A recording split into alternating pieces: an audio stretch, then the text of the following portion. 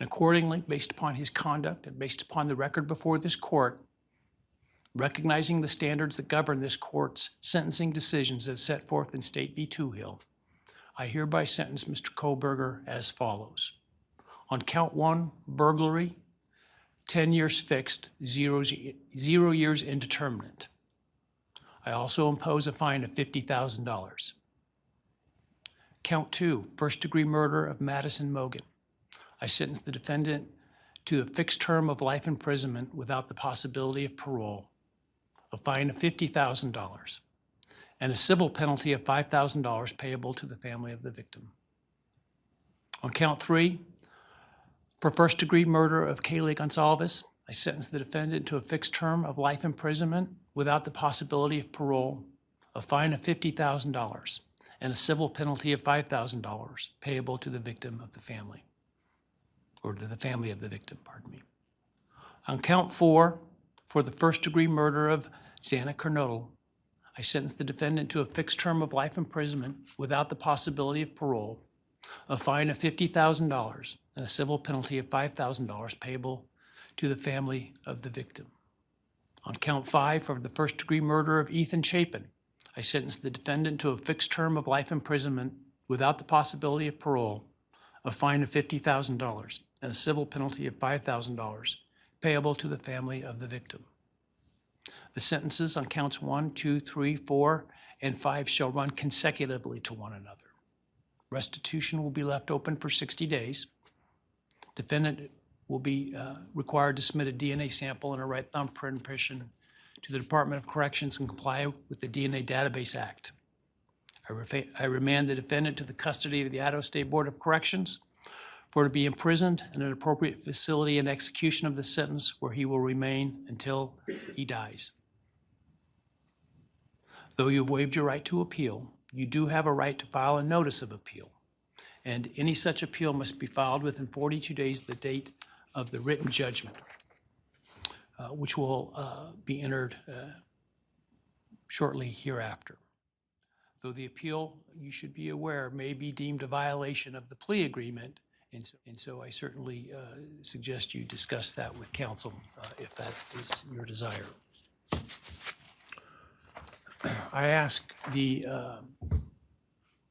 media and public present to allow the families to be escorted out first before they leave. Again, thank you to everyone for your stories today. I am strengthened by them, and I am encouraged by your humanity and strength, and God bless you. We're adjourned.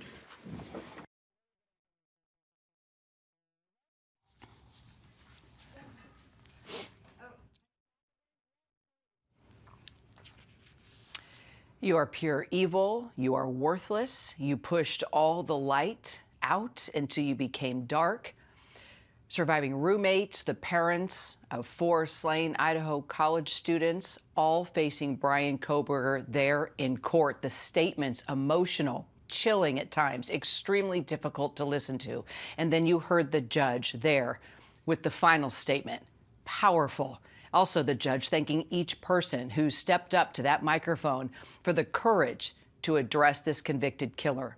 Here's a portion of what we just heard. He tried to take everything from me.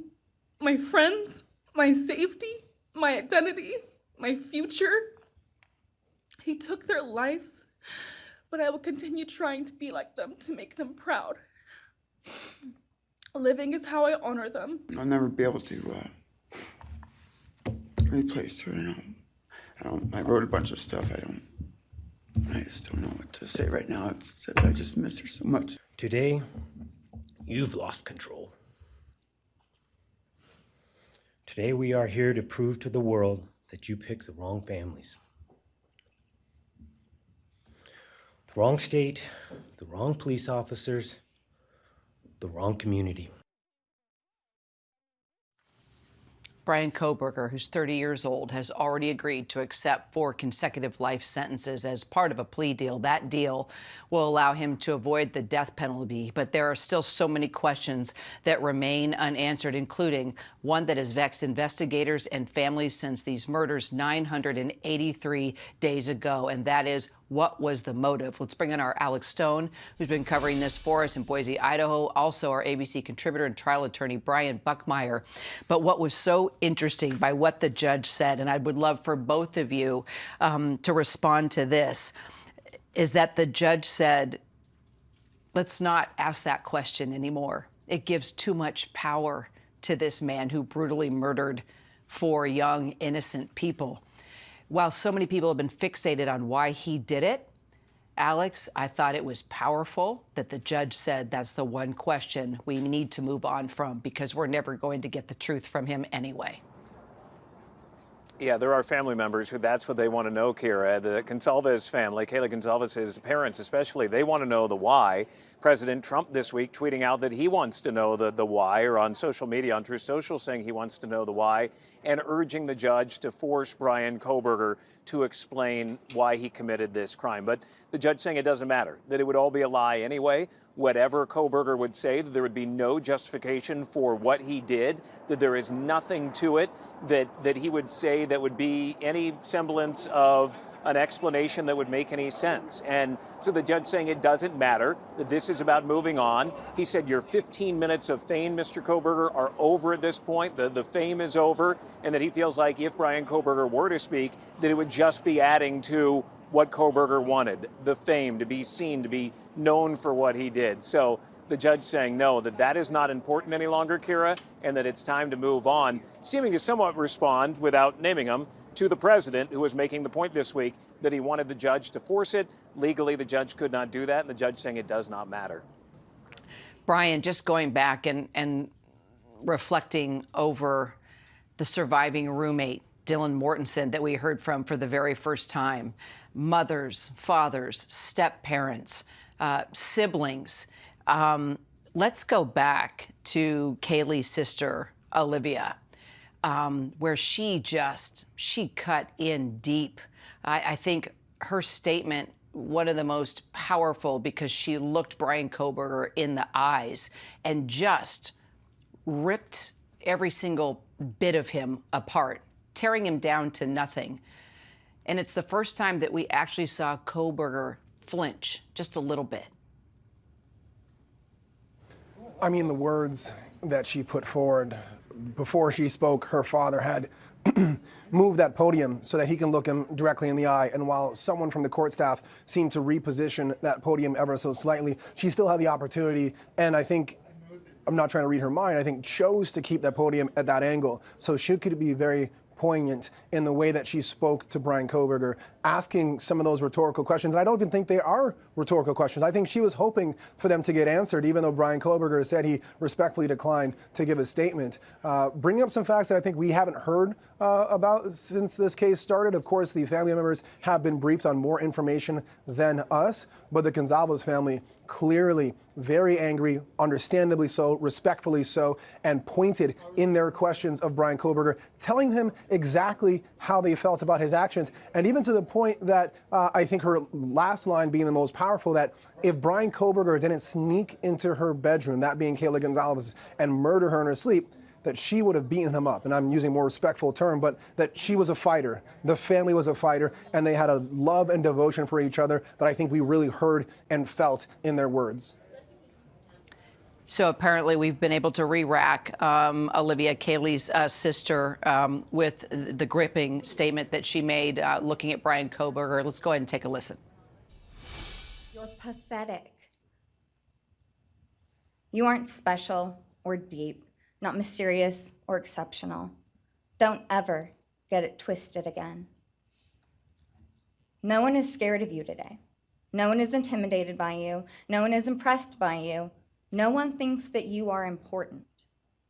You orchestrated this like you thought you were God. Now look at you, begging a courtroom for scraps. You spent months preparing, and still all it took was my sister in a sheath. Her sister in a sheath, and it was that sheath that allowed investigators to figure out who this killer was, Alex. Yeah, and I mean, the comments there that you heard, and I mean, from a number of those who spoke, that you had two different kind of moods of those who were speaking. Those who were quite emotional about what they were saying, and then those from the Gonzalez family who were really going after him, as you mentioned, and trying to kind of bait him a little bit to say, look, you know, you have thought that you're the smart one, that you were able to outsmart everybody, and that you were not able to. But then the others, like the roommates, one we heard from, Bethany, who was through a speaker on their behalf reading a statement, and then Dylan, who actually did speak about how she has lost so much in these years, saying, he shattered in me what I didn't know could even break, and talking about that she had to sleep with her mom because she worried about when she opened up her eyes that there would be a killer there every night when she would go to bed, that she just mentally is trying to get over it. Very powerful words today here in court, Kira. Bryan, I know we want to be very sensitive in ways when talking about Kohberger's background, issues that he has mentally. So I'm going to let you sort of do this delicate dance, because we're never going to get an answer from him. We're never going to get a motive. We're not going to know why he did this. We can only speculate. But we have learned things about him physically, mentally, even heroin use in the past. So can you just, as we try to process all this, because we're not going to hear from him, what we do know about him and all the parts of him that could have led to such a horrific situation? Yeah, so Olivia Gonzalez highlighted some points that we've heard whispers of.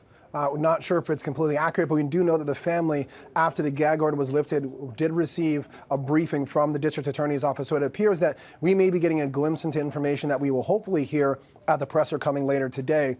But in terms of Bryan Kohberger's affect, the way in which he carried himself, we saw some of the arguments prior to him pleading guilty from his defense attorneys saying that he has autism spectrum disorder, which is a neurological or a neurodevelopment disorder. It is not a mental illness. And in their filings, they highlighted what we saw today, that in speaking, in sitting in rooms, in his general affect, he may be perceived as not caring, not listening, malicious at some points, and even as some of the family members pointed out, look like a killer, look like someone who would have done this. And so I think it's important to separate the ASD diagnosis that he allegedly has from his actions and what he did. People with ASD live long and fruitful lives, many of which do not commit crimes, big or small. But Bryan Kohberger is separate and apart from that. So I think it's important to separate that diagnosis from what he did. But what he did was horrendous in his actions. And just going back to Olivia Gonzalez very quickly,